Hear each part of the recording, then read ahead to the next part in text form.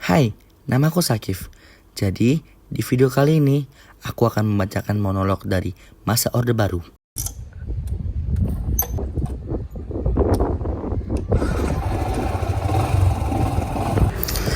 Judul dari monolog kali ini adalah Suara dari Masa Orde Baru. Aku adalah bayangan dari sebuah masa yang panjang, dari tahun 1966 sampai tahun 1998, dikenal sebagai Orde Baru di negeri ini. Masa ketika angin perubahan menerpa setelah masa yang bergolak, dan seorang jenderal yang bernama Soeharto naik ke tampuk kekuasaan. Aku bukan sekedar nama, aku adalah kisah tentang upaya menata kembali bangsa yang hampir roboh. Orde Baru lahir dari harapan akan stabilitas dan pembangunan. Rencana-rencana besar 5 tahunan dirancang untuk membawa ekonomi tumbuh, jalanan dibangun, dan investasi dari luar negeri mengalir. Banyak yang merasakan perubahan-perubahan infrastruktur tumbuh, lapangan kerja terbuka, dan hidup tampak lebih menata. Namun, di balik janji itu, ada sisi lain yang selalu tak terdengar.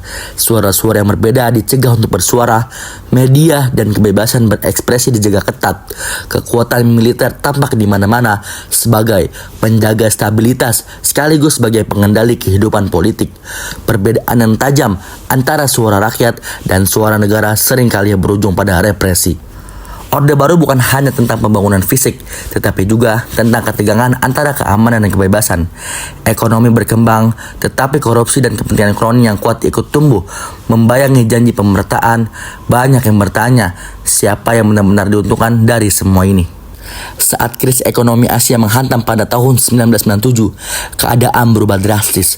Nilai rupiah jatuh, lapangan kerja hilang, rakyat merasa tercekik bukan hanya oleh angka ekonomi, tetapi oleh rasa yang tak lagi mampu berpihak pada masa depan. Demonstrasi bermunculan, terutama dari para pemuda dan mahasiswa yang ingin suara mereka didengar. Hingga akhirnya, pada 21 Mei tahun 1998, kekuatan rakyat itu nyata. Soeharto mengundurkan diri. Akhir dari Orde Baru menandai awal di era baru, era reformasi, demokrasi, dan upaya menata kembali arah bangsa. Aku adalah Orde Baru, sebuah babak sejarah yang tak pernah sempurna, penuh harapan, penuh kontradiksi, tapi juga pelajaran penting tentang bagaimana bangsa ini belajar dari masa lalu untuk membentuk masa depan yang lebih adil dan merdeka.